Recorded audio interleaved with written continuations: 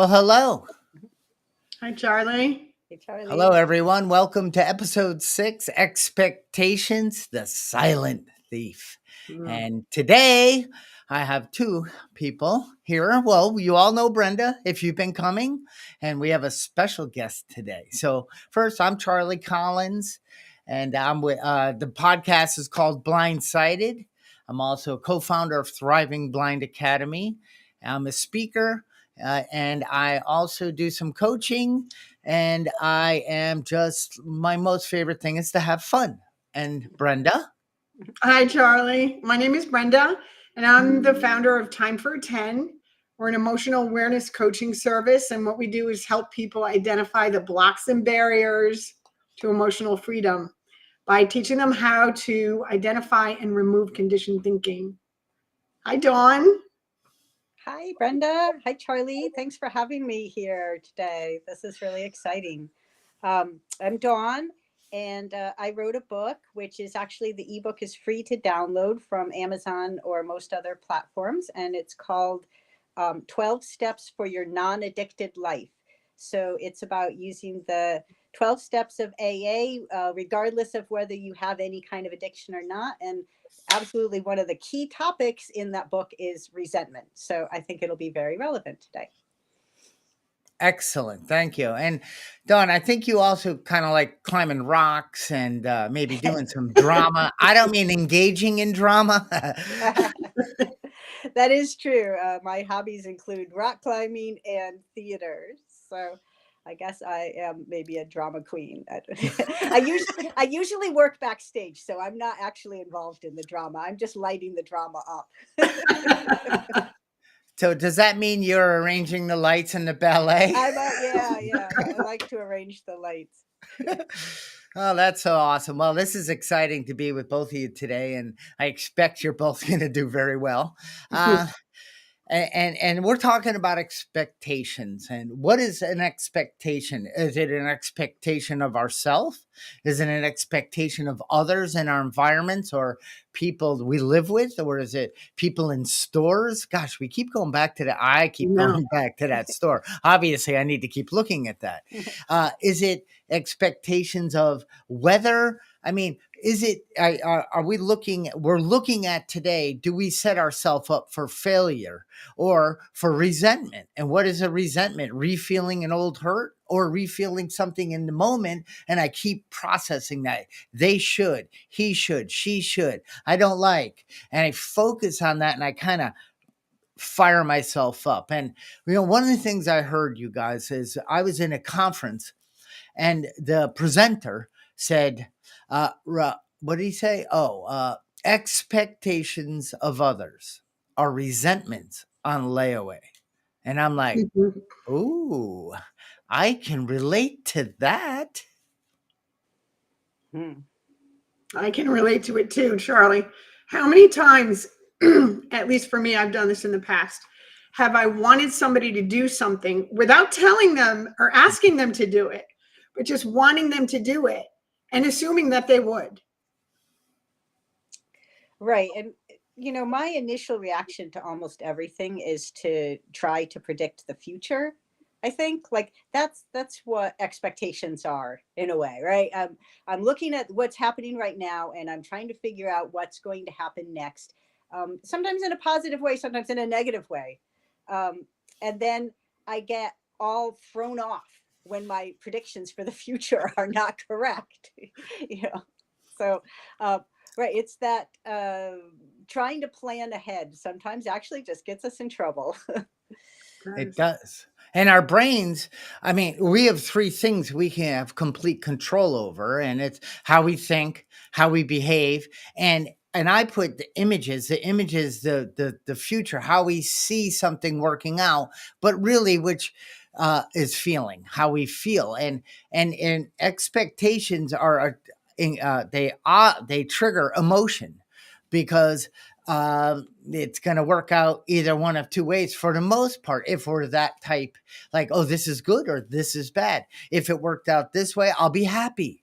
If they would just do this. And Brenda, I love how you said, I have them sometimes for others, but I don't share it. I don't have a process or a way to talk to them about it. I just silently think they should know best. Yes. And that's where we get into trouble, or that's where I get into trouble. And I like what Dawn said. It's trying to predict my future. And when I peel that onion about the future, it's the future that I want without consulting with anybody else. It's the future that I want and that I think I should have. Right. Well, as a person who does theater, right, it's writing a script. That's what I often say. Like, I have these whole arguments, discussions, whatever, with other people totally in my head. I have written all their lines for them. And then usually I win the argument because I wrote the script, and it's it's just a real surprise when I get to that situation and the other person does not correctly say their lines, unlike what they're supposed to on stage. Life has to be ad-libbed. Yeah. And and one of the things we're up against too. So I went to Disney years ago and we looked, there was some online, but it was flyers, pamphlets, and everything looked like, wow. I mean, I'm expecting to have that experience, but when I got there, it was different. It was dirty. The bathrooms weren't that, and the food and the lines. But this isn't what I expected. I expected to have the experience that these flyers and the people that sold me all the tickets and passes that they told me I would have. Now, I had a wonderful experience, but I believe that this is sometimes happens to us. We have an outpicturing, or we've been guided through social media, and boy, the lives of these people, this place is so different than when I get there. It's not quite as it looked in my mind. That's an excellent point. Excellent point. And that doesn't just happen on vacations or, when we're going on a trip or we're going to somebody's house for dinner. It happens at work, and it happens with friendships, and it happens at home with our families. And, I just want to say good morning to Trish. And one of the things that she's saying in the chat, besides stay away from Disney now, is that how we think is everything, and how we experience life on life's terms is everything. Thank you for that, Trish.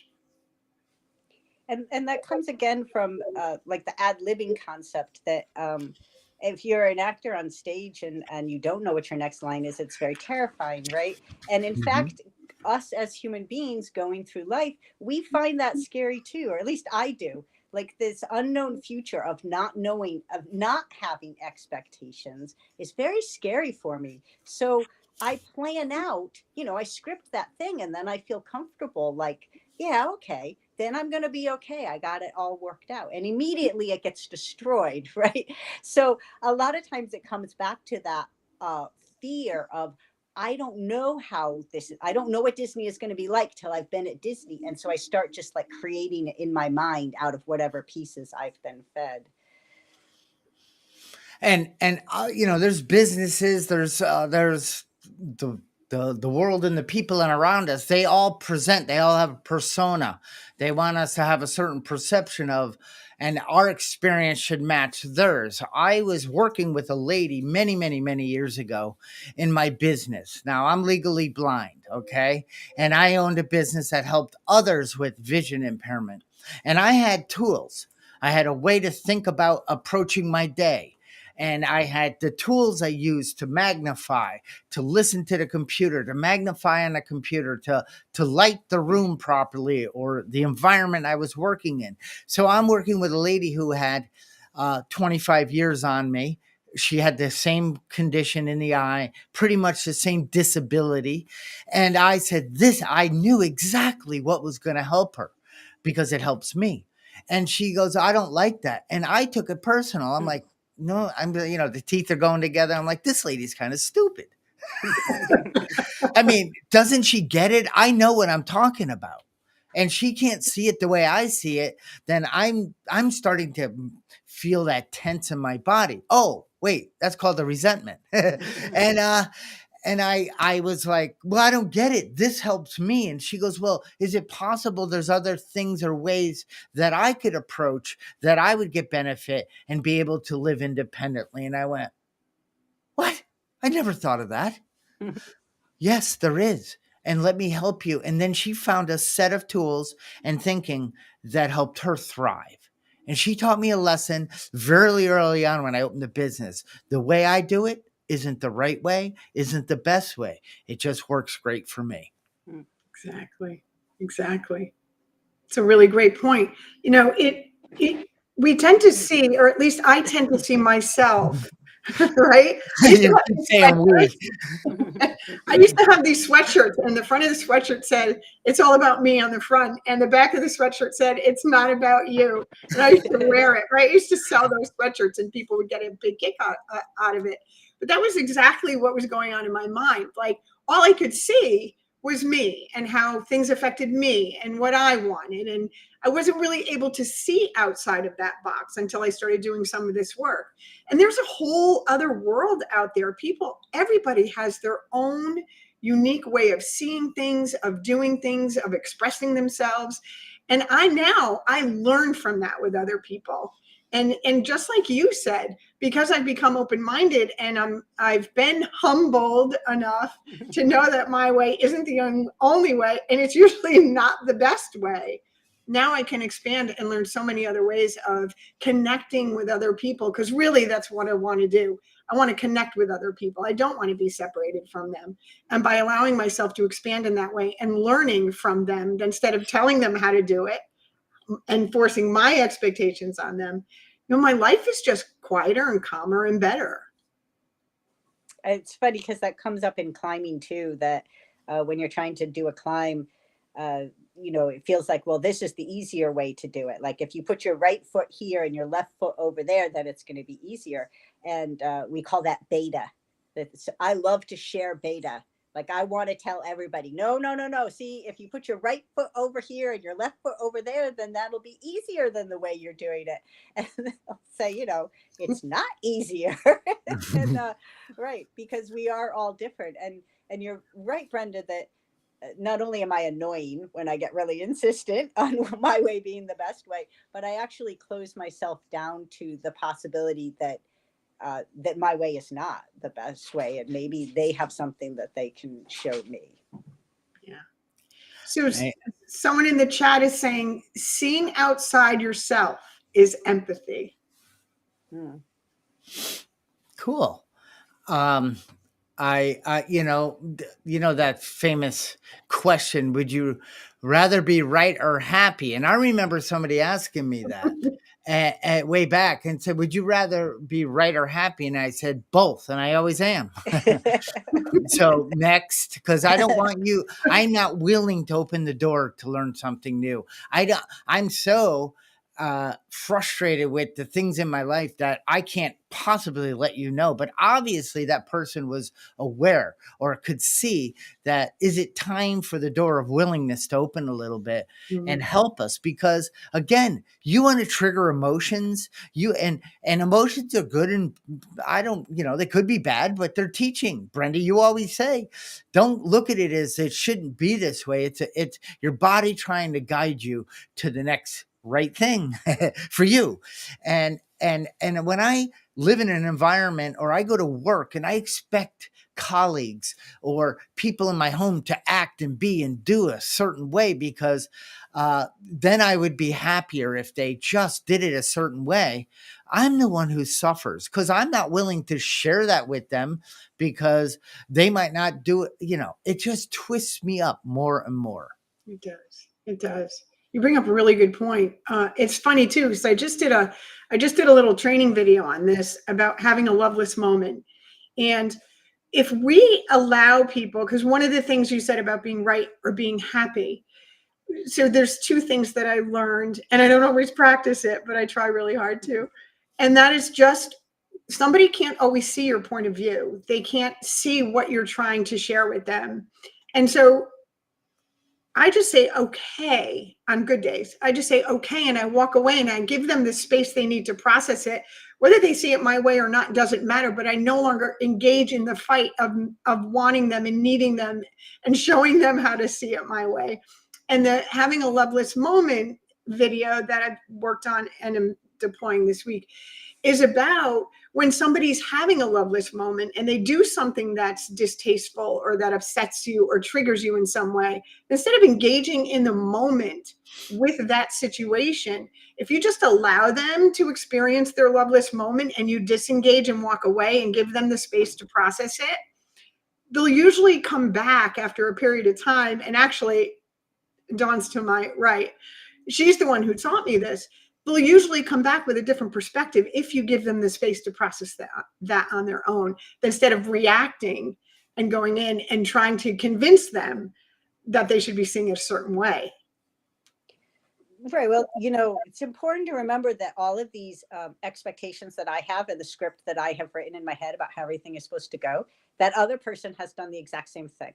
Like Yep. They have expectations, they've written their own script, and I am not following their script. And so, right, I need to extend to them some patience to reorient themselves, just like I sometimes find it difficult to reorient myself when I realize, like, no, my expectations are not going to be met.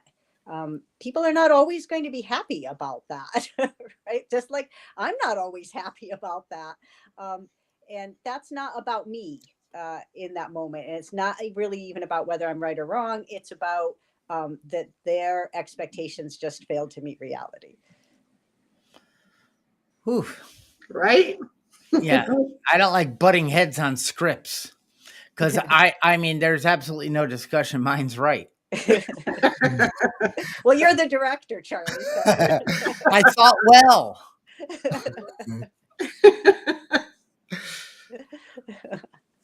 So think about for a second, how many times have you had even a confrontation or a disagreement with somebody and you were triggered in that moment and you said some things you didn't like, things maybe you wouldn't normally say, you're remorseful the next day, right? So the next day you wake up and you're like, wow, I don't even recognize who I was yesterday. Like just even sleeping on it, taking the time to allow yourself.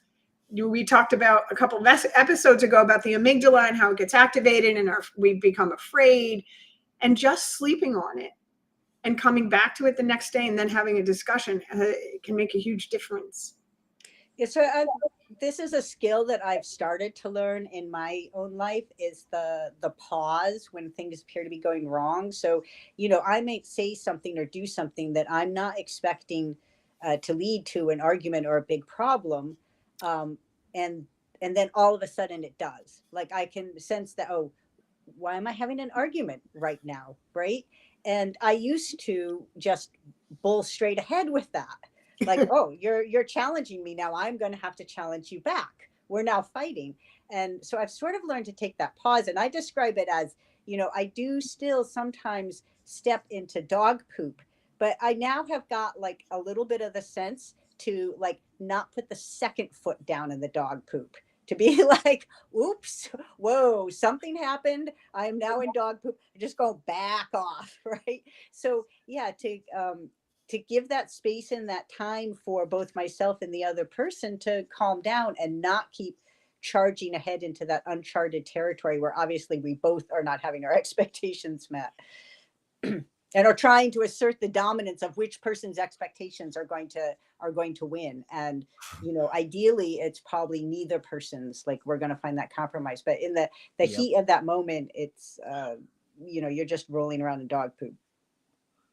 I like that. Have it, an expectation scoreboard. Yeah, right. That's never going to work out.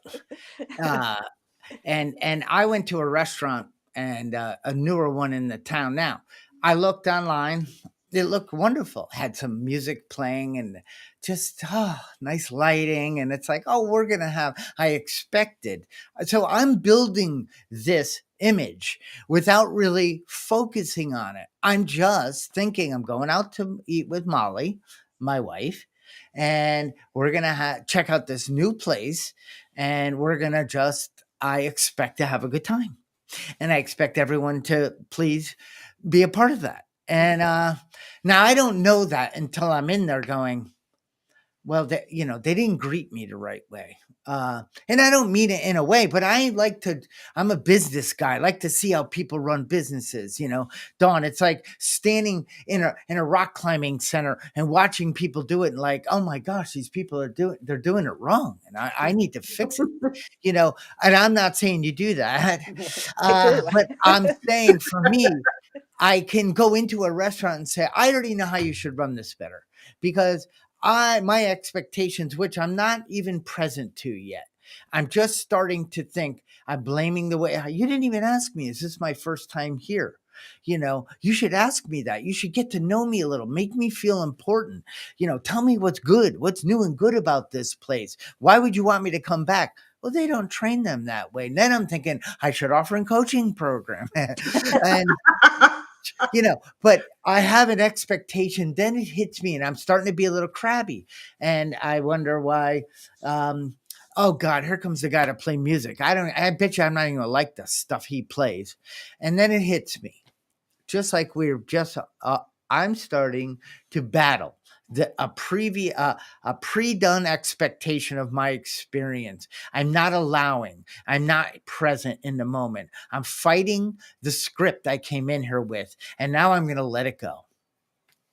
And, that makes me think about just the unrealistic expectations of smoothness that I carry with me everywhere I go, that everything is going to be smooth. There will be no traffic jams. There will be no delays. And all my gadgets will work correctly all the time. And that dishonest expectation of smoothness just sets me up so bad for resentments, because an honest expectation would be that, probably 1 out of every 3 times you leave your house, you're going to hit traffic. That, at any given moment in time, one of your gadgets is probably not functioning correctly. Like that would be a more honest expectation, which I often fail to have. Great stuff. So I'm just going to read a comment in the chat, if that's okay. Is everyone okay with that? Yes, ma'am. So Imagination, the Awakening says, anytime we try to convince someone of something, we are in a constant climb to keep them convinced. Really good point. By being consistent, the never-ending example, our actions speak many more words than sounds. And a shout out to Cassidy as well. Good morning. Wow. That is cool. And let me just do a shout out. That is Stanley, my buddy. And he is, we have 3 calls each week at a certain time in the morning, and we bounce ideas. We hold each other accountable. And sometimes we have expectations and get a little aggravated, and we work things out. And I can't recommend enough that people, find someone, a platform, a coach or something. If you're finding yourself expecting something outside of you to make you happy, to bring you more money, to get you more peace in life, if something you're looking outside and you expect a human being or an environment or a thing or a gas line, you know what I mean, pulling in to get gas. If you think these things, if they just worked out the right way, then I would be happy. Keep coming. Good suggestion.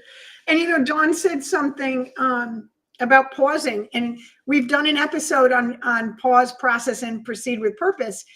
And in the pause, you can ask yourself questions like, how important is this? Does it really matter? What am I even engaging in this for? Am I trying to get control? Am I afraid? Am I, what is really going on with me that I'm even, spinning about something or trying to vie for control or wanting it even to be a certain way? Like when I get stuck in traffic, I used to drive a lot. I used to drive from an hour and a half in the morning and 2 hours at night to work. I don't do that anymore, which is great. And I used to get all upset about traffic. And then I found audiobooks and I was like, now there's a traffic jam. And I'm like, yes, I get another half hour of my audiobook, right? So instead of focusing on how crappy it was to be sitting in traffic and not getting where I wanted to go when I wanted to go. There was something positive I could bring into that space and do instead. It took me like a year to get there, but I finally did get there. That's the like the ad-libbing of life, right? When I'm not running on a script and I am prepared to meet what's happening as it's happening, I can find the goodness in that moment, the thing that actually, oh, okay, I'm being steered towards this instead of that, right? Letting go of whatever expectation and script that I had written, and just being open to the flow is gonna, I'm gonna have a lot less stress in my life if I can do that. Yeah. And the number one admittance or emergency room and things in hospital now is mental health. So I'm out there thinking at times, and thankfully I've woke up more, but that others, humans, should act in a certain manner because it's just better for me. and but I don't realize they could have some sort of malady, a disconnect. They could be going through something very difficult in life. They could be battling some depression, anxiety. They could have just lost somebody, and I'm expecting them to conform to my pre-written script that I downloaded from Dawn's website. You know what I mean? And it's like, whoa. And Dawn, you just said that. It's like, I just want to be. I'm just going to go in this place, and I'm not, everything is reality. It's going to happen the way it's gonna. And it's only how much am I going to smile? What can I do to support these people? Because I've learned that I used to think everybody had it better than me. I expected my life to be different than it was. And the higher power made me blind, short, not that smart.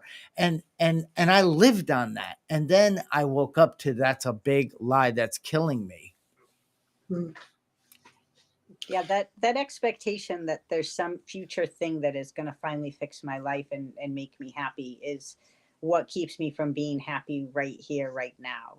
Yeah. Because the truth is, you can only be happy right here, right now, right? I like to tell this story from Alice in Wonderland, or Alice Through the Looking Glass, actually, about where Alice is going to go work for the White Queen, and the White Queen is describing what the salary is, and she says, and we get jam every other day. And so Alice is like, so do we get jam today? And the White Queen says, well, no, we never get jam today. We get jam every other day. Right? And I feel like that's how some of us approach happiness, is like, I never get happiness today. I'm going to get happiness every other day. I had happiness in the past. I'm going to have happiness tomorrow. Happiness is something that happens every other day except today. So my motto is kind of jam today. I love that. That's great. So I want to ask a question. I know, Charlie, I'm going to shake things up a little. What about expectations we have of ourselves and how that robs us of happiness? I mean, forget about all the expectations we have of others. What about the ones that we put on ourselves? Yeah, that's a great topic, because I expect myself to be perfect. Right? I expect myself to never mess anything up. I expect myself to be the best at everything I try. And those expectations kept me in a very small box for a long time. So I couldn't stray out of my box because I wouldn't know what I was doing. I might not be good at it. I might make a mistake. I didn't know how it was going to go. And so I feel like the two things are actually conjoined, like my expectations of other people to be perfect and my expectations of myself to be perfect. Like if I can forgive myself for my imperfections, then I can forgive them, but also vice versa. If I'm going to forgive them for their imperfections, I got to forgive myself too. Like we are all just humans stumbling through life as best as we can. Yes. That's why the title of my book is Tripping into the Light. Maybe I'll write another one, Stumbling into the Light.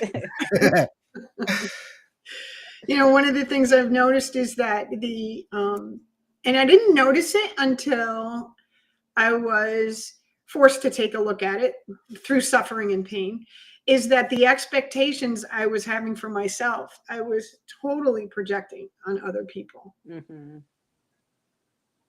Right. Mm.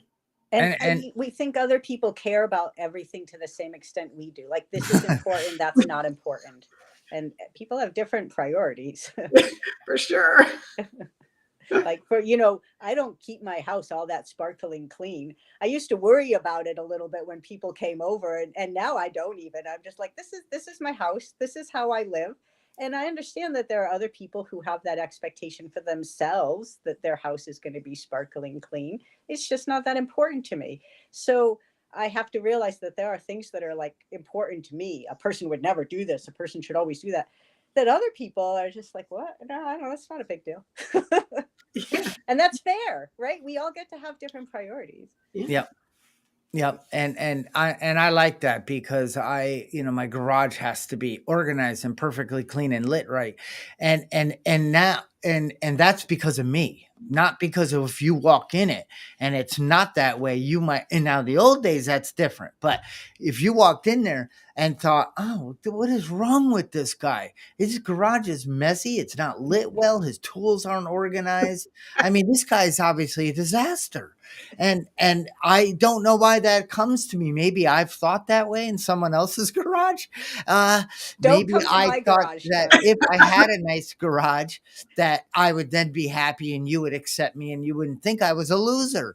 But now I have a garage that's organized, well lit, and things because that's how I operate best in that environment. And if you want to come in and judge it or tell me it's good or bad or indifferent, that's on you.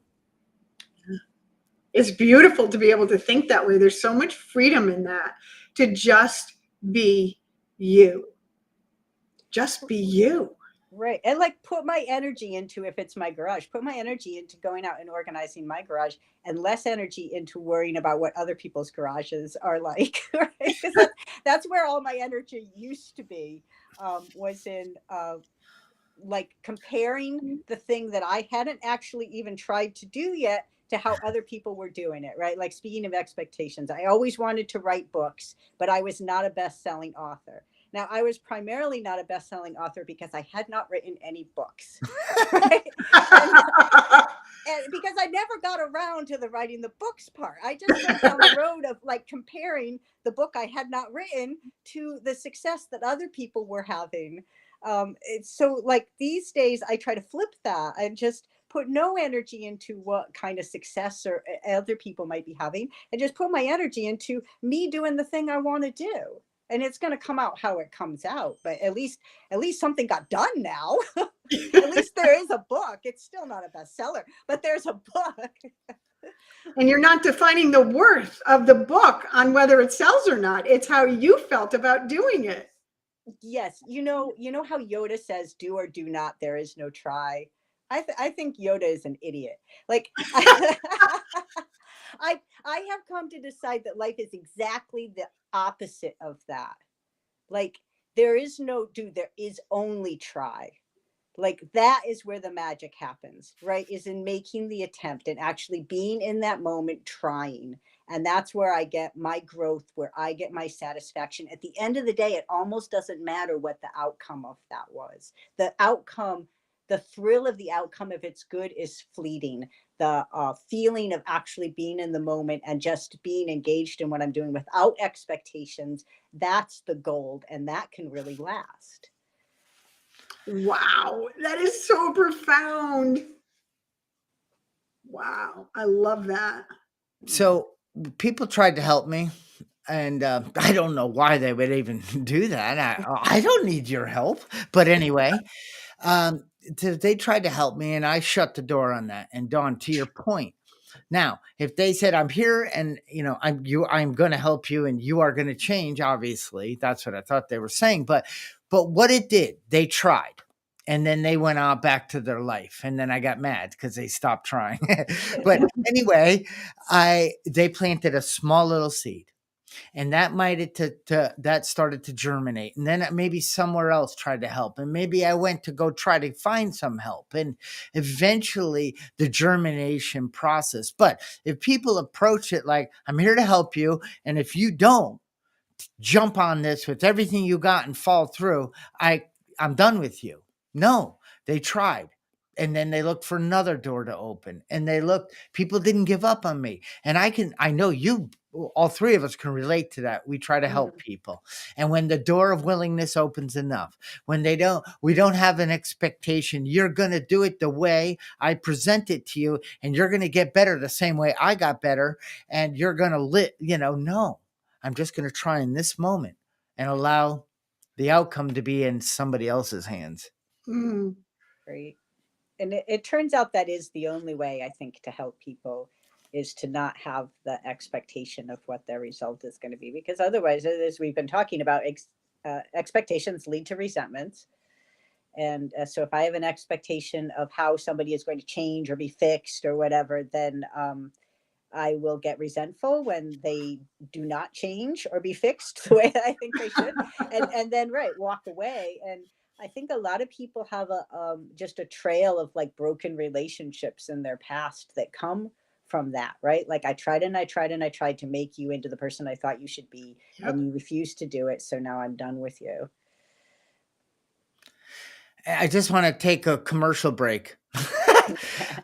Hey, if you guys like this, please like this, wherever platform you're on. Please share it with your family, friends, and all those people that you expect should get better. And and then check out Time for a 10. Go check out Dawn's book. Check out my book, or do none of the above. We expect you to do whatever works best for you. Yeah. Fair enough. So we have some people in the chat saying thank you. Whoa, thank you for that reminder, Charlie. We don't always know what others are going through. And must be someone in your family. Makes me think of an old friend of mine who said she wouldn't be able to sleep at night if her garage was as disorganized as ours. You'd not be able to sleep at night if you saw our garage. For the record, I don't have a garage. The problem was I kept waking up in mine. But this person says that, I wasn't the one in charge of organizing the garage. And, I'm not the one in charge of organizing my garage here. Like I leave that to my partner. And honestly, if I was in charge of it, it would not look like that. I don't think it would look like Charlie's garage, but it wouldn't look like ours. But that's a really important part of my relationship with my partner, of keeping that even, is that I am not going to be controlling everything that he does, right? Like I don't have this expectation that his priorities and his life has to be exactly the way mine is. Like, honestly, I don't really need to be in the garage. So it can just be what it is. And if I'm trying to control everything that like he does, all of his domain, we would not have the relationship we have, which is very peaceful. Like, I don't want to argue over the garage. Like, I don't want to be that person anymore. And I like that. If I want to argue about his domains, his scripts, and I didn't know that. I mean, this is where the aha moments, and it's like, I honestly thought the way I thought was the way. I mean, I didn't know there were other ways. It's like, when you look at that picture, some people see the evil witch and some people see the beautiful, whatever that is. And it's like, what is wrong with you? I see this. If you don't see that, something's broken in you. And it's like, the way my neighbor arranges and does his car, garage, and environment, it works for him. And I don't need to go in there and dictate, you have this wrong, bro. No wonder why you're so miserable. I'm not the one who's miserable, he says. He looks at me and says, you're the one with the problem. I love my garage. It's like, I don't like this. So, and this isn't, I'm just using as examples, but I know the three of us, we've all faced that. And we've all had to take a look at that. And my bed isn't made today, but I'm going to go out and make yours. I'm going to tell you how to make a bed, but I haven't done mine because mine isn't the problem. It's yours. Wow. So true. very And much. so lying. The modern internet, social media really makes that so easy to do, right? To Mm. just scroll through other people's lives and think, you're wrong, you're wrong, you're wrong, you're wrong, and sit there in our chair feeling outraged and do nothing about it. One of the things I talk about with friends, if we have something called self-righteous anger, right, which is when I'm angry about something and I have a right to be angry about it because it really is bad. And it's like, well, okay, am I prepared to do anything about that thing, or am I just going to sit here and stew in the anger of how other people are wrong? Because if I'm not prepared to do anything about it, then I can just look around my own house and say, well, you know what, I could empty the dishwasher, and that's going to have more lasting value than me being angry about what strangers on the internet are doing. Yeah. And it's not only do we scroll through the way you were saying, Dawn, and we pass judgment on what we're seeing, and we compare the other person to ourselves, and we either find ourselves better or we find ourselves lacking. And Yep. Charlie and I have talked a couple of times on these podcasts about the dual thinking that we have. It's either good or bad or right or wrong, or they're better or they're worse. And a friend of mine says, what's between black and white? And I answered gray. And she said, no, Brent, no, the entire spectrum lies between black and white. Mm. And that blew my mind, because I never thought that way. And that's kind of what we're talking about with people and resentments and expectations, is there's an entire spectrum between the way somebody else thinks and the way that you do. And when we start to understand that there's a spectrum there, it kind of opens the door for letting go of outcomes, not worrying about what their garage looks like, and not caring, going over your house and saying, oh, I'm so glad I'm here with Dawn. I'm not even looking at her house. I get to connect with my friend today. Charlie said it, I think, on one of the first podcasts, when we change, how does that quote go? When we change what we think about changes, or how does that go? I forget it. Can you tell me? Do you remember? Well, it's kind of like the one you just made up. You just make it up. But one of the things I if you can't think greater than you feel, then you're in trouble. Yes. And where did that feeling come from?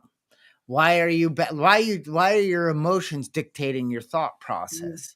And that's going to produce, that's why expectation could trigger an emotion, which could be resentment, could then trigger the way I think about you. And then I'm going to feel tension and wonder why, and then feel sorry for myself, then start comparing and scrolling. Everybody's a loser. And then it's like, whoa, take a breath. And Dawn, I had a thought. I could see you will go scrolling through. I don't do that, but I get it. And landing on this video, and it says, "Hi, in the next 2 minutes, I'm going to teach you how to properly unload your dishwasher. My name is Dawn." And if you do it this way, everybody will be happy, including me.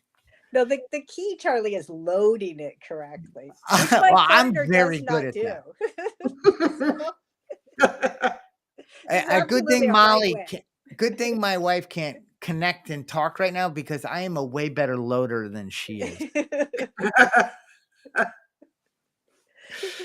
Yeah.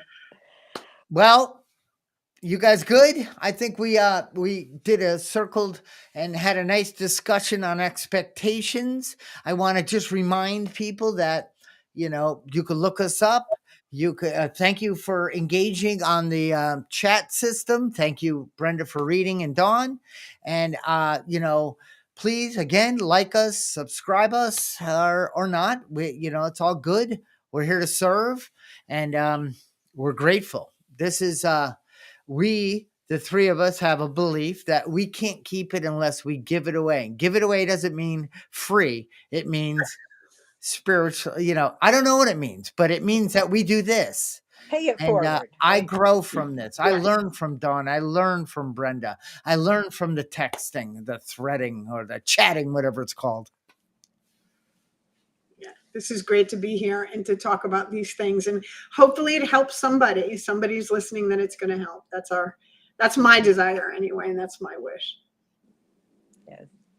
And Dawn, would you come back sometime, please? We had a wonderful Oh my time. gosh, every week. Can you come every week? This was It was so great much to be fun. And I wish you guys really the best in this endeavor. This is really great. I'll have to go back and listen to some of the past episodes because it sounds like a lot of good stuff got covered. Thank you. All right. And here's me saying goodbye with my last slide. See ya. Yay, there it is. Bye-bye. Bye.